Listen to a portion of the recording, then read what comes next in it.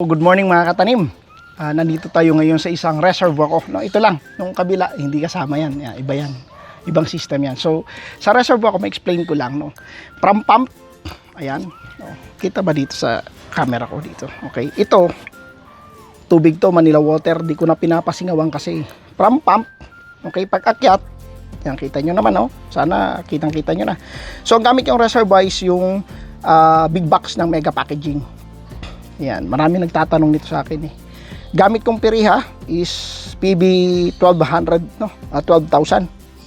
PB 12,000. Ayan.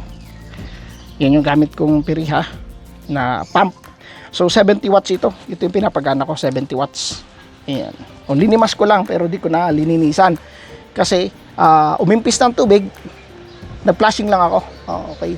So plinash ko lang yung remaining water bago ako mag-top up, bago ako magdagdag. Hindi na ako nagdadagdag o tatop up. Kumbaga, ibis na refill, linisin ko yung remaining, natapon ko, then, ito na, magdadagdag ako ng tubig. So, explain ko lang yung pump.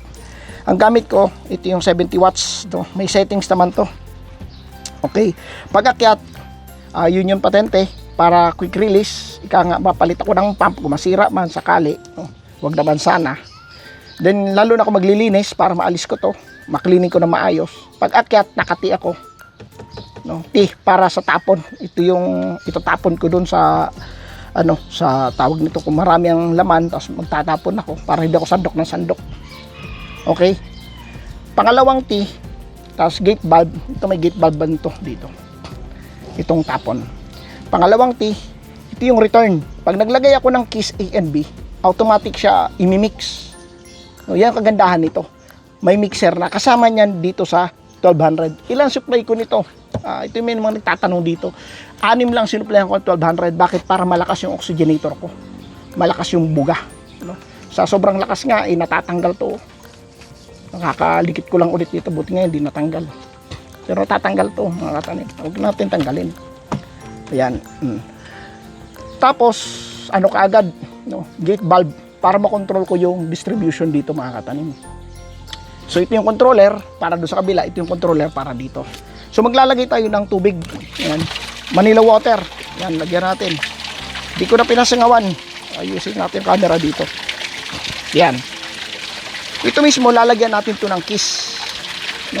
Ito mismo na reservoir. Di ko na pinapaumagahan o pinapasingawan. Lalagyan natin ng Kiss A and B. Ayusin natin ang pH. Then after that, lalagyan natin ng biodefense. Bakit ganun? Bakit lalagyan mo ng biodefense? Ano yun? Yung biodefense, mga katanim, yun yung magpoprotekta sa roots ng tanim natin. Maiwasan yung root rot. Yung root rot, yung pagkabulok na ugat, lalo ngayon mainit. Sa coco peat naman, prior sa pagtanim, yung ating tawag nito, buffering. Sa buffering natin, nilagyan kaagad natin ng biodefense. Paano computation? Paano yung dilution? 20 liters, mga katanim, isang scoop dito. 20 liters. Mga katanim, sa buffering naman, 10 liters. No? Isang scoop. Ayan. No? May mga post ako, mga katanim, mga information. May mga post ako, mga katanim, no? Information natin doon sa ating katanim page. Basahin yun. Madalas binibigay ko dun yung information paano gamitin. Yung step by step. Ayan. So, lalagyan natin to ng Kiss Plus, mga katanim. Tapos, aayusin natin yung pH. Since na bago yung tubig natin, walang remaining na tubig, wala tayong kaba. Kung ilan ang remaining, magche-check ka, ilan ang easy niyan, no? Much better, i-calibrate nyo yung mga meter nyo. Mas maganda yon. So, maglagay tayo ng Kiss Plus dito. So sa premix natin, itong tinunaw natin na 10 liter Kiss Plus, mga katanim, no? Sa tinunaw natin, mostly dito sa 200 liters, ang kinukuha ko lang is ganito lang. Yan, dagdagan natin. Yan. Yan. Ito yung A, mga katanim, lalagay ko na. Yan. Ugasan natin.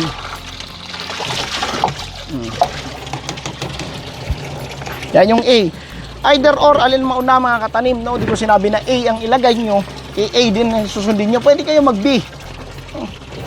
Then kukuha ko ng B na Kiss Plus. Dito ko na ilagay yung iron. Yan. So, ito yung bin natin mga katanim. Okay.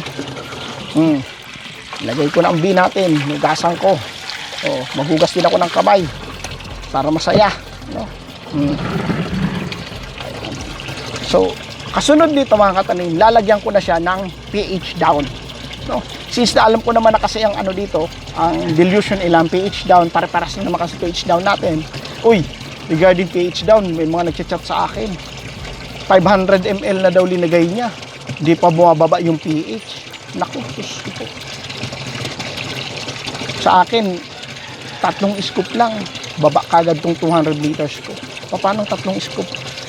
Pinapababa ko ng 6.1, ganito lang yan. Kuha natin pH down natin mga katanim. So, nalagay ko na yung mga katanim ha, yung A and B nalagay ko na. Tig 1 scoop lang siya. Again, hanggang dito na yan. Pag sinukat natin, 1.2 easy na yan. Then ito, lalagay ko na rin ito. 3 scoop lang nito mga katanim.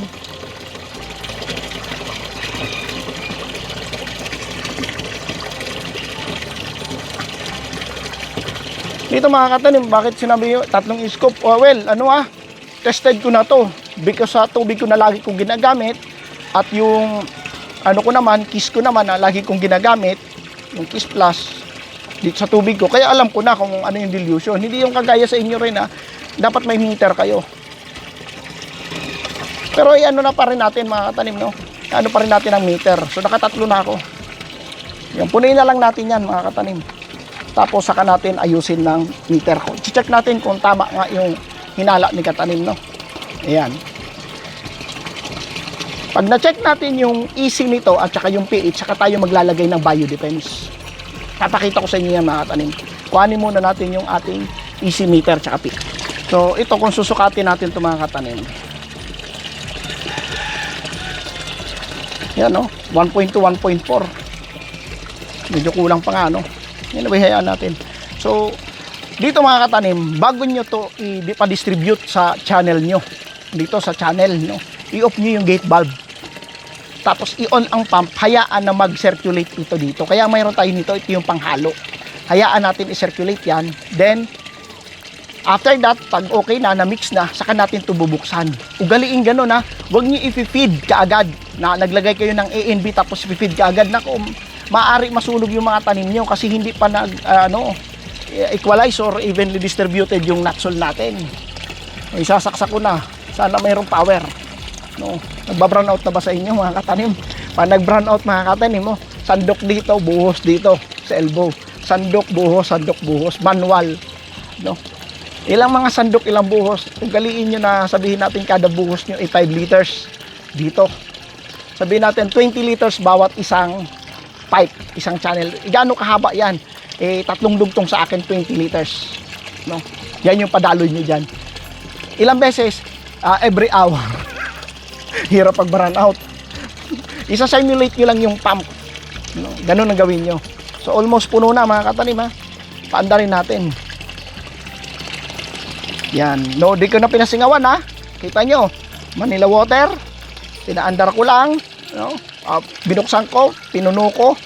Bago nga mapuno, linagyan ko na ng Kiss Plus. Nandiyan na yung iron. Linagyan ko na ng pH down. Then, papaandarin natin. Susukatin na lang natin. Okay? So, switch on natin mga katanima para mag-circulate. Yan, abangan nyo. Baka mapuno. Abangan nyo mga katanima. Baka mapuno.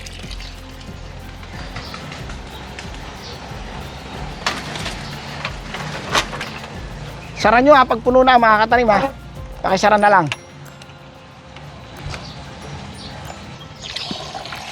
So yan na, nag-on na mga katanim ha. So nag-circulate, nakita nyo dyan no. Ayan, pakita natin dito sa kabilang camera. Yan. So from pump, umakyat papunta doon.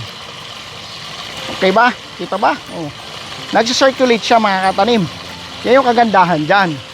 Naka-off muna yung, dali nga para makita nyo. Yan. Naka-off yung ating gate valve. No? Check muna natin. Mag-circulate muna siya. Okay. O, yan. Circulate. Then, check natin yung ating EC. O, kita ba 1.2 EC? O. 1.0, 1.2. Medyo kulang, no? Dapat 1.2 lang siya. Kulang siya ng 50 ml na Kiss A and B. Kulang. Magdadagdag tayo ngayon ng Kiss A and B ng 50 ml. Kulang siya. Dagdag tayo, ha. So ito mga katanim, yung ating Kiss A and B, ha. No. Tig 50 ml. Yan. At tapos niyan, pa-circulate natin, then i-check natin. Dapat 1.2 EC. Ayan, no. Tumaas siya ng 1.4, 1.2, 1.4. Okay na, blinking na. Okay na siya. Ibig sabihin 1.3 EC yan pag blinking. 1.2 dito.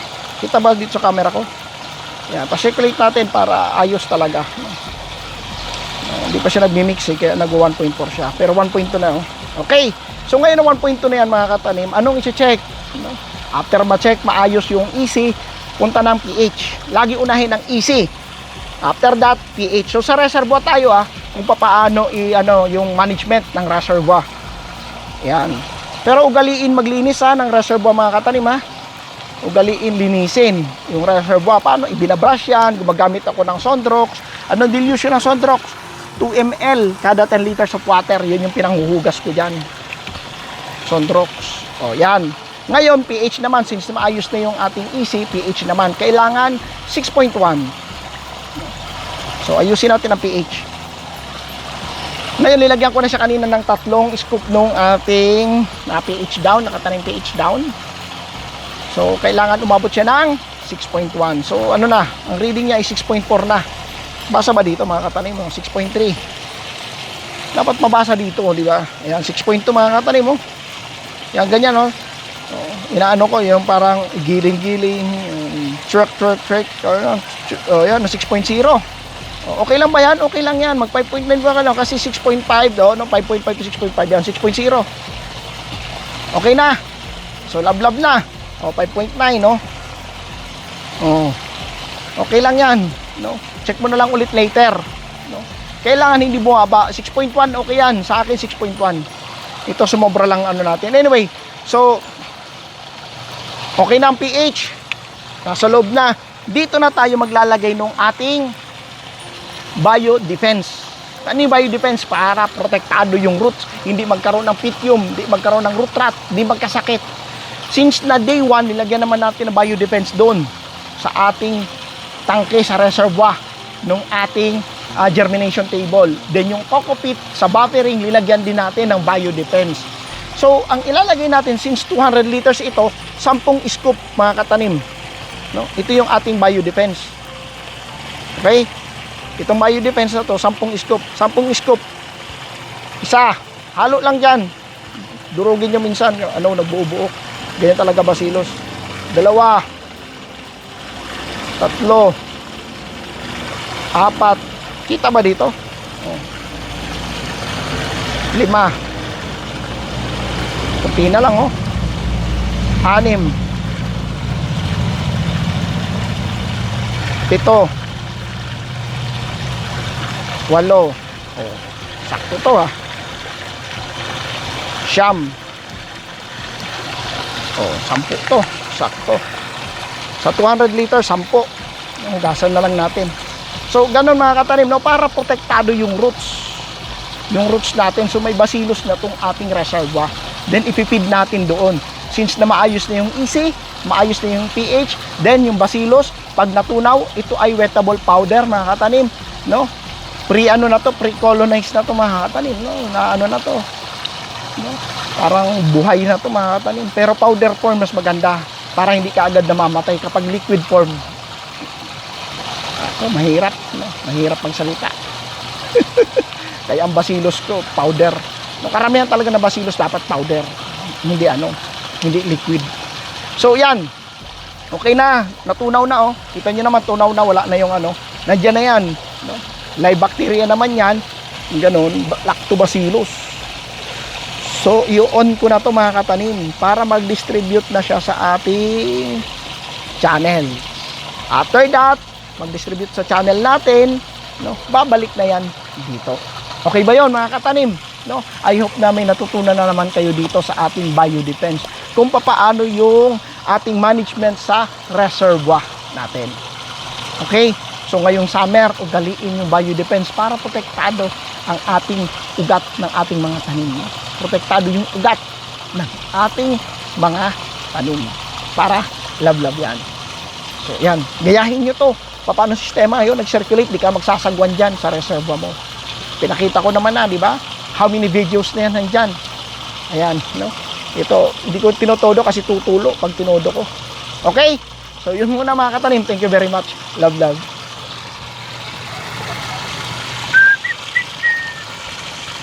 Hindi ko pa pala ito naayos.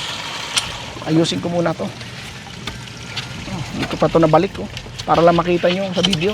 Ibabalik ko na. May takip kasi ito eh. Ayan. O, takip ng mega packaging din to. Ito yung takip nito. Tapos, may maliit ako ditong takip na para dito sa dito. Ayan.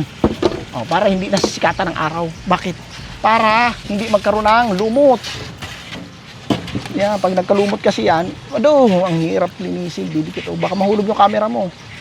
O, mahulog na. Alisin mo katanim. Alisin mo.